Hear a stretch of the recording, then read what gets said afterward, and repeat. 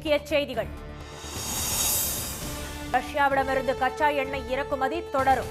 தேச நலனுக்காக எடுக்கப்பட்ட முடிவு என நிர்மலா சீதாராமன் விளக்கம். மணல் மாஃபியாக்களுக்கு ஆதரவாக பெண் IPS அதிகாரிக்கு மிரட்டல். மகாராஷ்டிரா துணை முதலமைச்சர் அஜித் பவார் நடவடிக்கையால் சர்ச்சை. அதிமுகவில் இருந்து நீக்கப்பட்டவர்களை மீண்டும் சேர்க்க வேண்டும். எடப்பாடியின் பிரச்சார பேருந்தை வழிமறித்து அதிமுக அமமுக ஆர்ப்பாட்டம். நில ஆவணங்கள் காணாமல் போனால் சம்பந்தப்பட்ட அலுவலர்கள் மீது நடவடிக்கை. வருவாய்த்துறை செயலாளருக்கு மாநில தகவல் ஆணையம் உத்தரவு.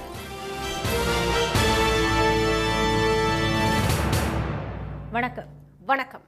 ரஷ்யாவிடமிருந்து கச்சா எண்ணெயை இந்தியா தொடர்ந்து இறக்குமதி செய்யும் என மத்திய நிதியமைச்சர் திருமதி நிர்மலா சீதாராமன் உறுதிபட தெரிவித்துள்ளார். கச்சா எண்ணெய் இறக்குமதியில் உலகின் 3வது பெரிய நாடான இந்தியா தனது தேவையில் 88% இறக்குமதி மூலம் பூர்த்தி செய்கிறது. ரஷ்யா உக்ரைன் இடையே 3.5 ஆண்டுகளுக்கும் மேலாக தாக்குதல் நீடித்து வரும் நிலையில் ரஷ்யாவிடமிருந்து மிக குறைந்த விலையில் 40% கச்சா எண்ணெயை இந்தியா இறக்குமதி செய்து வருகிறது. சீனாவுக்கு அடுத்தபடியாக ரஷ்யாவிடமிருந்து அதிக அளவில் கச்சா எண்ணெய் வாங்கும் நாடாக இந்தியா உள்ளது. இதனிடையே ரஷ்யாவிடமிருந்து தொடர்ந்து கச்சா எண்ணெய் வாங்கும் இந்தியா மீது அதிபர் டிரம்ப் 50% வரியை அதிரடியாக அறிவித்தார். இது கடந்த 27ஆம் தேதியிலிருந்து நடைமுறைக்கு வந்துள்ளது. இந்நிலையில் சீனாவில் நடைபெற்ற ஷாங்காய் ஒத்துழைப்பு மாநாட்டில் சீன அதிபர் ஜி ஜின்பிங் ரஷ்ய அதிபர் புதினுடன் பிரதமர் திரு மோடி சந்தித்து பேச்சுவார்த்தை நடத்தியது உலக அளவில் கவனம் பெற்றது. இது தொடர்பான புகைப்படத்தை பதிவிட்டு கருத்து தெரிவித்த அமெரிக்க அதிபர் டிரம்ப் இந்தியாவையும் ரஷ்யாவையும் இருள் சூழ்ந்த சீனாவிடம் இழந்துவிட்டதாக கிண்டலாக தெரிவித்துள்ளார். இதனிடையே டெல்லியில் தனியார் தொலைக்காட்சிக்கு நேற்று பேட்டியளித்த மத்திய நிதியமைச்சர் திருமதி நிர்மலா சீதாராமன் ரஷ்யாவிடமிருந்து இந்தியா தொடர்ந்து கச்சா எண்ணெய் இறக்குமதி செய்யும் என திட்டவட்டமாக தெரிவித்தார். ரஷ்யாவிடமிருந்து தொடர்ந்து எண்ணெய் வாங்கும் இந்த முடிவு தேச நலனுக்கு முன்னுரிமை அளித்து எடுக்கப்பட்டது என்று திருமதி நிர்மலா சீதாராமன் கூறியுள்ளார். தேவைக்கு வாங்குவது நமது முடிவு என்றும் எங்கிருந்து வாங்க வேண்டும் என்பதையும் நாம் தான் தீர்மானிக்க வேண்டும் என்றும் திருமதி நிர்மலா சீதாராமன் குறிப்பிட்டுள்ளார். ஆனால் ரஷ்யாவிடமிருந்து இந்திய அரசின் பொதுத்துறை எண்ணெய் நிறுவனங்கள் கச்சா எண்ணெயை வாங்குவதோ பொதுமக்களுக்கு வழங்குவதோ கிடையாது. மாறாக தனியார் நிறுவனமான ரிலையன்ஸ் நிறுவனம்தான் அதனை கொள்முதல் செய்து சுத்திகரித்து ஐரோப்பிய நாடுகளுக்கு கூடுதல் விலைக்கு விற்று பயனடைகிறது. இதற்காக விதிக்கப்படும் வரியால் மற்ற துறைகள் கடுமையாக பாதிக்கப்பட்டுள்ளன. இதற்கிடையே அமெரிக்க வர்த்தகத்துறை செயலர் ஹோவர்ட் லூட்னிக் விடுத்துள்ள பதிவில் இந்தியா வருத்தம் தெரிவித்து அமெரிக்காவுடனான வர்த்தக உடன்படிக்கையில் ஓரிரு மாதங்களில் கையெழுத்திடும் என்று கூறியுள்ளார். அந்த பேச்சுவார்த்தையின் போது பிரதமர் திரு மோடியை எப்படி கையாள வேண்டும் என்பது அதிபர் டிரம்புக்கு தெரியும் என்றும் அவர் தெரிவித்துள்ளார். மணல் மாஃபியாக்களுக்கு ஆதரவாக பெண் IPS அதிகாரி ஒருவரை மகாராஷ்டிர மாநில துணை முதலமைச்சர் திரு அஜித் பவார் மிரட்டிய சம்பவம் அதிர்ச்சியை ஏற்படுத்தியுள்ளது. மகாராஷ்டிர மாநிலம் சோலாப்பூர் மாவட்டத்தின் கர்மாலா என்ற பகுதியில் சட்டவிரோதமாக மண் அள்ளப்படுவதாக காவல்துறைக்கு ரகசிய தகவல் கிடைத்துள்ளது. இதையடுத்து சம்பவ இடத்திற்கு சென்ற IPS அதிகாரி அஞ்சனா மண் கடத்தலை தடுக்குமாறு காவல்துறைக்கு உத்தரவிட்டார். அப்போது அங்கிருந்த தேசியவாத காங்கிரஸ் கட்சியின் நிர்வாகிகள் கடத்தலை தடுக்க முயன்ற காவல்துறையினருக்கு எதிர்ப்பு தெரிவித்தனர். அப்போது கட்சி நிர்வாகி ஒருவர் அஜித் பவாரை செல்போனில் அழைத்து IPS அதிகாரியிடம் பேசும்படி கூறினார். இதையடுத்து போனை கொடுக்கும்படி கூறிய திரு அஜித் பவார் அந்த பெண் அதிகாரியிடம் பேசினார். ஆனால் பேசுவது யார் என்று தெரியவில்லை என கூறிய அந்த அதிகாரி தமது செல்போனுக்கு அழைப்பு விடுக்குமாறு திருப்பி கொடுத்தார். இதனால் கடுப்பான திரு அஜித் பவார் உங்களுக்கு எதிராக நடவடிக்கை எடுப்பேன் என்றும் உங்களது வாட்ஸ்அப் எண்ணை கொடுங்கள் என்றும் சரமாரியாக கேள்விகளை எழுப்பினார். எனது முகத்தை நீங்கள் பார்க்க வேண்டுமென்றால் உங்களுக்கு என்ன தைரியம்? அங்கு எந்த நடவடிக்கையும் எடுக்க வேண்டாம் என்று திரு அஜித் பவார் உத்தரவிட்டார். इतना आपको डेयरिंग हुआ है क्या? सर मेरे को कार्रवाई जो किया है मुझे कैसे पता है सर? सर मुझे पता नहीं है ना सर. मैं सिर्फ यही बोल रही हूँ. இந்த வீடியோ காட்சிகள் சமூக வலைதளங்களில் வெளியாகி வைரலாகியது. இதற்கு கண்டனம் தெரிவித்த சிவசேனா, காங்கிரஸ் உள்ளிட்ட கட்சிகள் திருடர்களை பாதுகாப்பதற்காக அதிகாரிகளை மிரட்டுவதா என கடும் எதிர்ப்பு தெரிவித்தனர். பிரச்சினை விஸ்வரூபம் எடுத்ததை அடுத்து சட்டத்தின் ஆட்சியை மதிப்பதாக கூறியுள்ள திரு அஜித் பவார் அந்த இடத்தில் பிரச்சினை பெரிதாக ஆகிவிடக் கூடாது என்பதற்காக அவ்வாறு பேசியதாக விளக்கமளித்துள்ளார். அதிமுகவில் இருந்து பிரிந்தவர்களை மீண்டும் சேர்க்க திரு பழனிசாமிக்கு திரு செங்கோட்டையன் 10 நாட்கள் கெடு விதித்துள்ள நிலையில் தென் மாவட்டங்களிலும் எடப்பாடிக்கு எதிராக மறியல், போஸ்டர் யுத்தம் என எதிர்ப்பு கிளம்பியுள்ளது. ஜெயலலிதா மறைவுக்கு பிறகு அதிமுகவை தனது கட்டுப்பாட்டுக்குள் கொண்டு வந்த திரு பழனிசாமி தமக்கு ஒத்துவராத மூத்த தலைவர்கள் திரு ஓ பன்னீர்செல்வம், திரு வைத்திலிங்கம் உள்ளிட்டோரை ஓரம் கட்டினார். திரு பழனிசாமி தலைமையேற்ற பிறகு நடந்த அனைத்து தேர்தல்களிலும் அதிமுக படுதோல்வி சந்தித்ததை அடுத்து பிரிந்தவர்கள் அனைவரையும் ஒன்றிணைக்க வேண்டும் என்ற கோரிக்கை எழுந்தது. இந்நிலையில் கோபிச்செட்டிப்பாளையத்தில் நேற்று தனது ஆதரவாளர்கள் மத்தியில் ரோட் ஷோ நடத்திய முன்னாள் அமைச்சர் திரு செங்கோட்டையன் 10 நாட்களுக்குள் கட்சியில் இருந்து பிரிந்தவர்களை மீண்டும் சேர்க்க திரு பழனிசாமி நடவடிக்கை எடுக்க வேண்டும் என்று கெடு விதித்தார். இல்லாவிட்டால் அந்த பணியை நாங்கள் செய்வோம் என்றும் அவர் எச்சரிக்கை விடுத்தார். கழகம் தொய்வோடு இருக்கிறது. தேர்தல் களத்திலே நாம் எவ்வளவு யூகத்தை வகுத்தாலும் வெற்றி வாகை சூட முடியவில்லை. கழகத்தை ஒன்றிணைக்கப்பட வேண்டும். வெளியே சென்றவர்களை இணைக்கப்பட வேண்டும். அதே நேரத்தில் மக்கள் என்ன நினைக்கிறார்களோ அதை நாம் நிறைவேற்ற வேண்டும் என்ற முறையிலே நாங்கள் 6 பேரும் அவரை சந்தித்தோம். இந்த கருத்து பரிமாற்றங்களை நடைபெற்றது. கருத்து பரிமாற்றங்களை அவர் கேட்டதற்கு பிறகு அந்த கருத்தை ஏற்றுக்கொள்கிற மனநிலையே அவர் இல்லை. இந்நிலையில் தேனி மாவட்டத்தில் சுற்றுப்பயணம் மேற்கொண்ட திரு பழனிசாமியின் வாகனத்தை நேற்றிரவு அனுமந்தன்பட்டியில் அதிமுகவினர் மற்றும் அமமுகவினர் மறித்தனர். சிதறி கிடக்கும் கட்சியை ஒன்றிணைக்க வேண்டும் என்று அவர்கள் முழக்கங்களை எழுப்பினர்.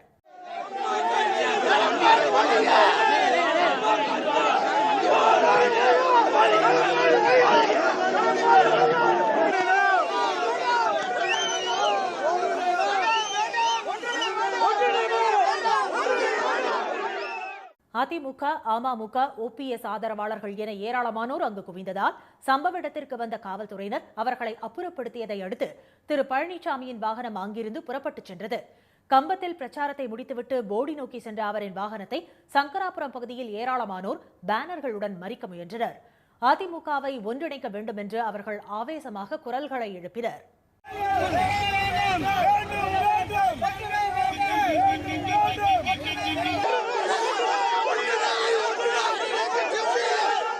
இதுபோல தேனி மாவட்டத்தில் பல இடங்களில் அதிமுகவினர் பேனர்களை கையில் ஏந்தி திரு பழனிசாமி செல்லும் வழியில் நின்று எதிர்ப்பு தெரிவித்தனர். வத்தலகுண்டு மற்றும் சுற்றுப்பகுதிகளில் திரு பழனிசாமியின் வருகைக்கு எதிர்ப்பு தெரிவித்து போஸ்டர்கள் பரவலாக ஒட்டப்பட்டுள்ளன. ஆனால் சில இடங்களில் எடப்பாடிக்கு ஆதரவாகவும் பேனர்கள் வைக்கப்பட்டுள்ளன. வருவாய்த்துறை அலுவலகங்களில் பட்டா உள்ளிட்ட நில உடைமை ஆவண கோப்புகள் காணாமல் போனால் சம்பந்தப்பட்ட அலுவலர்கள் மீது துறை ரீதியான நடவடிக்கை எடுக்க வேண்டும் என்று வருவாய்த்துறை செயலாளருக்கு மாநில தகவல் ஆணையம் உத்தரவிட்டுள்ளது. கோவையைச் சேர்ந்த ப. அன்புவேல் என்பவர் தகவல் அறியும் உரிமை சட்டத்தின் கீழ் சென்னையில் உள்ள மாநில தகவல் ஆணையத்தின் மேல்முறையீடு மனு ஒன்றை தாக்கல் செய்திருந்தார். அந்த மனுவில் தமது நிலம் தொடர்பாக கோவை மாவட்ட வருவாய் கோட்டாட்சியரிடம் உள்ள கோப்பினை பார்வையிட அனுமதிக்குமாறு கேட்டுக்கொண்டதாகவும், ஆனால் அந்த கோப்பு கிடைக்கவில்லை என தகவல் அலுவலர் பதிலளித்துள்ளதாகவும் குறிப்பிட்டுள்ளார். இந்த மனுவை விசாரித்த மாநில தகவல் ஆணையர் திரு பிரியகுமார் தகவல் அலுவலர் அளித்த பதிலை ஏற்க முடியாது என தெரிவித்துள்ளார். கோப்பு கிடைக்கவில்லை என்ற பதில் ஊழியரின் அலட்சிய போக்கையும் கவனக்குறைவையும் பிரதிபலிப்பதாக அவர் குறிப்பிட்டுள்ளார். மனுதாரர் கோரிய கோப்பை வருவாய் கோட்டாட்சியர் 1 மாதத்திற்குள் கண்டுபிடித்து அதன் நகலினை மனுதாரருக்கு அனுப்பி வைக்க வேண்டும் என்று திரு பிரியகுமார் உத்தரவிட்டுள்ளார். மனுதாரர் தகவல்கள் கோரும் கோப்பு கிடைக்கப்பெறாத பட்சத்தில் அது குறித்து சம்பந்தப்பட்ட காவல் நிலையத்தில் புகார் அளித்து அதன் மீது பதியப்பட்ட முதல் தகவல் அறிக்கை மற்றும் நான் ட்ரேசபிள் சர்டிபிகேட் ஆகியவற்றை பெற்று கோப்பில் பராமரிக்க வேண்டும் என்று கூறி வழக்கின் விசாரணையை இந்த மாதம் 30ஆம் தேதிக்கு அவர் ஒத்திவைத்துள்ளார். மேற்கண்ட உத்தரவுகளை குறித்த காலத்திற்குள் நிறைவேற்ற தவறினால் தகவல் பெறும் உரிமை சட்டத்தின் கீழ் 25,000 ரூபாய் அபராதம் விதிப்பதுடன் ஒழுங்கு நடவடிக்கை மற்றும் தண்டனை நடவடிக்கைகளுக்கு உள்ளாக நேரிடும் என்றும் அவர் எச்சரித்துள்ளார். மேலும் வருவாய்த்துறையின் கீழ் உள்ள அனைத்து அலுவலகங்களிலும் ஆவணங்களை முறையாக பராமரிக்க உத்தரவிட வேண்டும் என்றும், கோப்புகள் காணாமல் போனால் சம்பந்தப்பட்ட அலுவலர்கள் மீது துறை ரீதியான நடவடிக்கை எடுக்க வேண்டும் எனவும் மாவட்ட ஆட்சியர்களுக்கு கடிதம் வாயிலாக தெரிவிக்க வேண்டும் என்று வருவாய் நிர்வாகம் மற்றும் பேரிடர் மேலாண்மை துறை செயலாளருக்கு திரு பிரியகுமார் உத்தரவிட்டுள்ளார். கோப்பு கிடைக்கப்பெறவில்லை எனில் கோப்பினை மீள் உருவாக்கம் செய்ய நேரிடும் என்பதை அறிவுறுத்தியும், கோப்புகள் அளிக்கப்படும் போது உரிய நடைமுறைகளை பின்பற்ற வேண்டும் என்றும், இது தொடர்பாக அனைத்து மாவட்ட ஆட்சித்தலைவர்களிடமிருந்து அறிக்கையை பெற்று ஒருங்கிணைந்த அறிக்கையாக நேரில் சமர்ப்பிக்குமாறும் வருவாய் நிர்வாகம் மற்றும் பேரிடர் மேலாண்மை துறை செயலாளருக்கு அவர் அறிவுறுத்தியுள்ளார். மூன்றாவது பிரசவத்துக்கு விடுப்பு மறுப்பது நியாயமற்றது என்று சென்னை உயர்நீதிமன்றம் தெரிவித்துள்ளது. கள்ளக்குறிச்சி மாவட்டம் உளுந்தூர்பேட்டை கூடுதல் முன்சீப் நீதிமன்றத்தில் இளநிலை உதவியாளராக பணியாற்றி வரும் ரஞ்சிதா என்பவர் மூன்றாவது பிரசவத்துக்கு ஓராண்டு மகப்பேறு விடுப்பும் சலுகைகளும் வழங்க கோரி கடந்த மாதம் 14ஆம் தேதி முன்சீப் நீதிமன்ற நீதிபதிக்கு விண்ணப்பம் அளித்துள்ளார். இதை ஏற்க மறுத்த நீதிபதி அவரது விண்ணப்பத்தை நிராகரித்து உத்தரவிட்டார். இதை எதிர்த்து ரஞ்சிதா தாக்கல் செய்த மனுவை சென்னை உயர்நீதிமன்றத்தில் நீதிபதிகள் திரு சுரேஷ்குமார் மற்றும் திரு ஹேமந்த் சந்தன் கவுடர் ஆகியோர் அடங்கிய அமர்வு விசாரணை நடத்தியது. மனுவை விசாரித்த நீதிபதிகள் பணிக்கு சேரும் முன்பே மனுதாரர் 2 குழந்தைகளை பெற்ற நிலையில் தற்போது மூன்றாவது முறையாக கருவுற்றாலும் மகப்பேறு விடுப்பு வழங்க வேண்டும் என்ற உச்சநீதிமன்ற உத்தரவை சுட்டிக்காட்டினர். எனவே மனுதாரருக்கு சட்டப்படி மகப்பேறு விடுப்பு வழங்க வேண்டும் என்று உளுந்தூர்பேட்டை முன்சீப் நீதிமன்ற நீதிபதிக்கு உயர்நீதிமன்ற நீதிபதிகள் உத்தரவிட்டனர். குழந்தை பிறப்புக்கு முன்பும் பின்பும் வலிகளை அனுபவிக்கும் தாய்க்கு ஆதரவாகவே மகப்பேறு விடுப்பு வழங்க கொள்கை முடிவெடுக்கப்பட்டுள்ள நிலையில் மூன்றாவது பிரசவத்துக்கு விடுப்பு மறுப்பது நியாயமற்றது என்று நீதிபதிகள் அதிருப்தி தெரிவித்துள்ளனர். எனவே மூன்றாவது பிரசவத்துக்கு மகப்பேறு விடுப்பு வழங்க மறுப்பு தெரிவிக்க முடியாது என நீதிபதிகள் தீர்ப்பில் கூறியுள்ளனர். தமிழ்நாட்டில் நடக்கவுள்ள வாக்கு திருட்டை இந்தியா கூட்டணி கட்சிகள் தடுத்து நிறுத்த வேண்டும் என்று முன்னாள் மத்திய அமைச்சர் திரு ப சிதம்பரம் கேட்டுக் கொண்டுள்ளார். புதுக்கோட்டை மாவட்டம் திருமையத்தில் காங்கிரஸ் நிர்வாகிகளுடனான ஆலோசனைக் கூட்டம் நேற்று நடைபெற்றது. இதில் கலந்து கொண்டு பேசிய திரு சிதம்பரம், கர்நாடகா, பீகார், மகாராஷ்டிரா உள்ளிட்ட மாநிலங்களில் வாக்கு திருட்டு நடைபெற்றுள்ளதாக குற்றம் சாட்டினார். ஆட்சி அதிகாரத்தை கைப்பற்றுவதற்காக இதுபோன்ற முறைகேட்டில் ஆளும் கட்சியினர் ஈடுபடுவதாக கூறிய அவர், தமிழ்நாட்டிற்குள் நுழைய வேண்டும் என்று துடிக்கும் பாஜகவினர் வாக்கு திருட்டில் ஈடுபடக்கூடும் என்றும் எச்சரித்தார். இதை தடுக்க திமுக, காங்கிரஸ் உள்ளிட்ட கூட்டணி கட்சிகள் விழிப்புடன் இருக்க வேண்டும் என்று திரு சிதம்பரம் வலியுறுத்தினார். தமிழ்நாட்டில் இதுவரைக்கும் பீகாரில் நடந்திருக்கு, கர்நாடகத்தில் சில தொகுதிகளில் நடந்திருக்கு, மகாராஷ்டிராவில் பல தொகுதிகளில் நடந்திருக்கு. தமிழ்நாட்டிலே கேரளத்திலே நடக்க முடியாது என்று நான் டெல்லியிலே உத்தரவாதம் தந்தேன். காரணம், கேரளத்தில் இடதுசாரி அணி ஐக்கிய முற்போக்கு கூட்டணி என்று வலிமையான கூட்டணி. தமிழ்நாட்டில் திமுக தலைமையிலான கூட்டணி வலுவாக உள்ளதாக திரு சிதம்பரம் தெரிவித்தார். ஆனால் எதிர் அணியினரின் முறைகேடுகளை தொடர்ந்து கண்காணித்து மக்களிடம் அம்பலப்படுத்த வேண்டும் என்று அவர் கேட்டுக்கொண்டார். ஆமை புகுந்த வீடும் அமீனா நுழைந்த வீடும் உருப்படாது என்ற ஒரு பழமொழி போல பாஜக நுழைந்த மாநிலமும் உருப்படாது என்று திரு சிதம்பரம் விமர்சனம் செய்தார். காகிதத்திற்காக ஜிஎஸ்டி வரி அதிகரிக்கப்பட்டுள்ளதால் நோட்டு, புத்தகம், டைரி, காலண்டர் ஆகியவற்றின் விலை குறைய வாய்ப்பில்லை என்று சிவகாசி அச்சக தொழில் முனைவோர் தெரிவித்துள்ளனர். ஜிஎஸ்டி வரியில் மேற்கொள்ளப்பட்டுள்ள சீர்திருத்தங்களால் குறைந்தபட்ச வரியாக 5%, அதிகபட்சமாக 18% நிர்ணயிக்கப்பட்டுள்ளது. இதற்கு பல்வேறு தரப்பினரும் வரவேற்பு தெரிவித்துள்ள நிலையில் அச்சகங்களுக்கு தேவையான மூலப்பொருளான காகிதத்திற்கான வரி மட்டும் 12%இலிருந்து 18% உயர்த்தப்பட்டுள்ளது. இதனால் சிவகாசியில் அச்சிடப்படும் கேலண்டர், டைரிகள் ஆகியவற்றின் விலை குறைய வாய்ப்பில்லை என்று அச்சக தொழில் முனைவோர் தெரிவித்துள்ளனர். நாட்காட்டிகள், டைரிகள், மாதக்காட்டிகள் போன்ற பொருட்களோட விளைவு ஏற்கனவே இருந்ததிலிருந்து ஒரு 6 விழுக்காடு உயர்ந்திருக்கிறது. அந்த அடிப்படையில் பார்க்கும்போது எங்களுக்கு இப்பொழுது இருக்கிற விலையிலிருந்து நாட்காட்டிகள், மாதக்காட்டிகள், டைரிகளின் விலை இந்த ஆண்டு 6 விழுக்காடு உயர்கிறது. கல்வி நோக்கத்திற்காக தயாரிக்கப்படும் நோட்டு புத்தகங்களுக்கு வரிவிலக்கு அளிக்கப்பட்டிருந்தாலும் மூலப்பொருளான காகிதத்தின் விலையேற்றத்தால் நோட்டு புத்தகங்களின் விலையில் மாற்றம் ஏற்படாது என்று அச்சக தொழில் முனைவோர் கூறினர். எனவே அச்சக தொழிலின் மூலப்பொருட்களுக்கு ஜிஎஸ்டி வரியிலிருந்து முழுமையாக விலக்கு அளிக்க வேண்டும் என அவர்கள் கோரிக்கை விடுத்தனர். அதிமுகவை ஒன்றிணைக்க வேண்டும் என வலியுறுத்தி எடப்பாடி திரு பழனிசாமிக்கு கெடு விதித்துள்ள முன்னாள் அமைச்சர் திரு செங்கோட்டையன் செயல்பாட்டுக்கு பின்னணியில் பாஜக இருப்பதாக அரசியல் தலைவர்கள் குற்றம் சாட்டியுள்ளனர். கோபிசெட்டிப்பாளையத்தில் நேற்று செய்தியாளர்களிடம் பேசிய திரு செங்கோட்டையன், அதிமுகவில் இருந்து நீக்கப்பட்டவர்களை 10 நாட்களுக்குள் மீண்டும் கட்சியில் சேர்க்க வேண்டும் என எடப்பாடி திரு பழனிசாமிக்கு கெடு விதித்தார். கட்சியில் இருந்து பிரிந்து சென்றவர்களை மீண்டும் சேர்க்குமாறு தாம் உட்பட 6 மூத்த நிர்வாகிகள் வலியுறுத்தியதை எடப்பாடி திரு பழனிசாமி ஏற்க மறுத்துவிட்டதாக அவர் தெரிவித்தார். பிரிந்தவர்களை சேர்க்க 10 நாட்களுக்குள் நடவடிக்கை எடுக்காவிட்டால் அதனை தாங்களே மேற்கொள்ளப் போவதாக திரு செங்கோட்டையன் எச்சரித்தார். இதற்கு திரு பன்னீர்செல்வம், திரு டிடிவி தினகரன், திருமதி சசிகலா, தமிழக பாஜக தலைவர் திரு நயினார் நாகேந்திரன் உள்ளிட்டோர் வரவேற்பு தெரிவித்துள்ளனர். ஆனால் திரு செங்கோட்டையனின் செயல்பாட்டுக்கு பின்னணியில் பாஜக இருப்பதாக தலைவர்கள் குற்றம் சாட்டியுள்ளனர். இந்த பின்னணியில் பாஜகவின் கை இருக்கும் என்ற கருத்தும் நிலவுகிறது. அவ்வாறு இருக்குமேயானால் அது அதிமுகவின் எதிர்காலத்திற்கு உகந்ததாக அமையாது. எடப்பாடி பழனிசாமி அவர்களுக்கு மறைமுகமான நெருக்கடியை பாஜக தான் உருவாக்குகிறது. அதிமுகவை ஒன்றுபடுகிற முயற்சியில் பாஜக ஈடுபட்டாலும் சரி, யார் ஈடுபட்டாலும் அது வெற்றி பெற போகிறது கிடையாது. இப்போ நான் என்ன கேட்குறேன், எதுக்கு அப்படியானா பாஜக நேரடியாக சொல்லிட்டு போகலாமா எடப்பாடியை கூப்பிட்டு, எதுக்கு செங்கோட்டையன் மூலம் இயக்கணும்?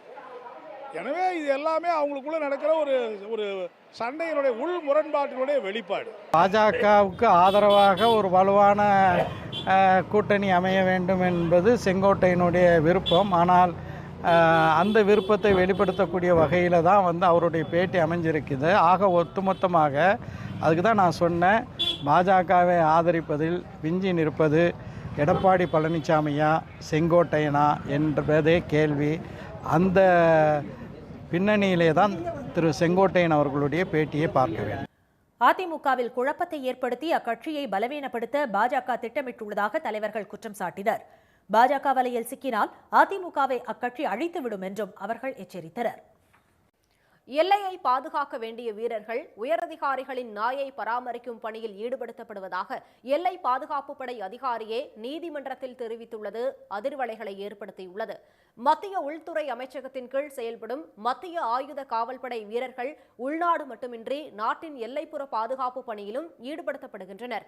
இந்நிலையில் எல்லை பாதுகாப்பு படை டிஐஜி திரு சஞ்சய் யாதவ் டெல்லி உயர்நீதிமன்றத்தில் பொதுநல வழக்கு ஒன்றை தாக்கல் செய்துள்ளார். அதில் எல்லை பாதுகாப்பு படை வீரர்கள் எல்லை மற்றும் சட்டம் ஒழுங்கு பாதுகாப்பு பணிகளுக்கு பதிலாக உயரதிகாரிகளின் வீடுகளில் செல்ல பிராணிகளை பராமரிப்பது உள்ளிட்ட வீட்டு வேலைகளை செய்வதற்கு பயன்படுத்தப்படுவதாக தெரிவித்துள்ளார். வீரர்கள் இவ்வாறு பயன்படுத்தப்படுவது ஒரு வழக்கமான நடைமுறையாகிவிட்டதாக அதில் அவர் கூறியுள்ளார். மத்திய ஆயுத காவல்படை மற்றும் அசாம் ரைபிள்ஸ் படைப்பிரிவுகளில் 83,000க்கும் மேற்பட்ட பணியிடங்கள் காலியாக உள்ள நிலையில் மனிதவளம் துஷ்பிரயோகம் செய்யப்படுவதாக மனுவில் கூறப்பட்டுள்ளது. இதுகுறித்து விரிவான விசாரணை நடத்தி நடவடிக்கை எடுக்குமாறு உயரதிகாரிகளுக்கு டெல்லி உயர்நீதிமன்றம் உத்தரவிட்டுள்ளது. ராணுவத்தினர் மற்றும் காவல்துறை அதிகாரிகள் தங்களது வீட்டு வேலைகளை செய்வதற்காகவே தனக்கு கீழ் உள்ளவர்களை பயன்படுத்தும் ஆடலி முறை சட்டவிரோதமானது என்றும் இந்த முறையை தொடரும் அதிகாரிகளுக்கு எதிராக ஒழுங்கு நடவடிக்கை எடுக்கவும் சென்னை உயர்நீதிமன்றம் பல உத்தரவுகளை பிறப்பித்துள்ளது. இந்த ஆடலை முறை ஒழிக்கப்பட்டு விட்டதாக கருதப்படும் நிலையில் எல்லை பாதுகாப்பு படையின் மூத்த அதிகாரியே இது பற்றி நீதிமன்றத்தில் வழக்கு தொடர்ந்துள்ளது பரபரப்பை ஏற்படுத்தியுள்ளது. தமிழ்நாட்டில் 7 மாவட்டங்களில் இன்று கனமழை பெய்யும் என்று சென்னை வானிலை ஆய்வு மையம் அறிவித்துள்ளது. சென்னை மற்றும் புறநகர் பகுதிகளில் நேற்றிரவு சாரல் மழை பெய்தது. கொடைக்கானலில் விட்டு விட்டு பெய்து வரும் மழையால் சுற்றுலாவுக்கு வந்தவர்கள் விடுதிகளிலேயே முடங்கினர். மயிலாடுதுறை மற்றும் சுற்றுப்பகுதிகளில் பலத்த காற்றுடன் பெய்த மழையால் குளிர்ச்சியான சூழல் நிலவியது. சீர்காழியில் கொட்டிய மழையால் சாலைகளில் தண்ணீர் பெருக்கெடுத்து ஓடியது. அறந்தாங்கி, அருப்புக்கோட்டை, திருச்சுழி, நரிக்குடி, வீரசோழம் உள்ளிட்ட பகுதிகளில் பெய்த மழை மானாவாரியாக விதைக்கப்பட்ட நெல் முளைக்க உதவியாக இருக்கும் என்று அப்பகுதி விவசாயிகள் தெரிவித்தனர். தூத்துக்குடி மாவட்டம் கோவில்பட்டி மற்றும் சுற்றுப்பகுதிகளில் பெய்த மழையால் சாலைகளில் தண்ணீர் பெருக்கெடுத்து ஓடியது. இதற்கிடையே மேற்கு திசை காற்றின் வேக மாறுபாடு காரணமாக தஞ்சை, திருவாரூர், நாகை, மயிலாடுதுறை, புதுக்கோட்டை, கடலூர், அரியலூர் மாவட்டங்கள் மற்றும் காரைக்கால் பகுதிகளில் இன்று ஒரு சில இடங்களில் கனமழை பெய்யும் என்று சென்னை வானிலை ஆய்வு மையம் எச்சரித்துள்ளது. சென்னை மற்றும் புறநகர் பகுதிகளில் வானம் மேகமூட்டத்துடன் காணப்படும் என்றும் மாலை அல்லது இரவு நேரத்தில் ஒரு சில பகுதிகளில் லேசான மழை பெய்யக்கூடும் என்றும் வானிலை ஆய்வு மையம் தெரிவித்துள்ளது. மீண்டும் முக்கிய செய்திகள். ரஷ்யாவிடமிருந்து கச்சா எண்ணெயை இந்தியா தொடர்ந்து இறக்குமதி செய்யும் என மத்திய நிதியமைச்சர் நிர்மலா சீதாராமன் உறுதிபட தெரிவித்துள்ளார். மணல் மாஃபியாக்களுக்கு ஆதரவாக பெண் IPS அதிகாரி ஒருவரை மகாராஷ்டிர மாநில துணை முதலமைச்சர் அஜித் பவார் மிரட்டிய சம்பவம் அதிர்ச்சியை ஏற்படுத்தியுள்ளது. அதிமுகவிலிருந்து பிரிந்தவர்களை மீண்டும் சேர்க்க பழனிசாமிக்கு திரு செங்கோட்டையன் 10 நாட்கள் கெடு விதித்துள்ள நிலையில் தென் மாவட்டங்களிலும் எடப்பாடிக்கு எதிராக மறியல், போஸ்டர் யுத்தம் என எதிர்ப்பு கிளம்பியுள்ளது. இத்துடன் இந்த செய்திகள் நிறைவடைந்தன. மீண்டும் சன் டிவியில் செய்திகள் மாலை 6 மணிக்கு.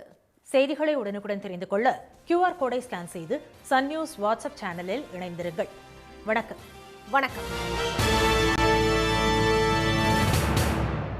உடனுக்குடன் செய்திகளை தெரிந்து கொள்ள சன் நியூஸ் பெல் ஐகானை கிளிக் பண்ணுங்க.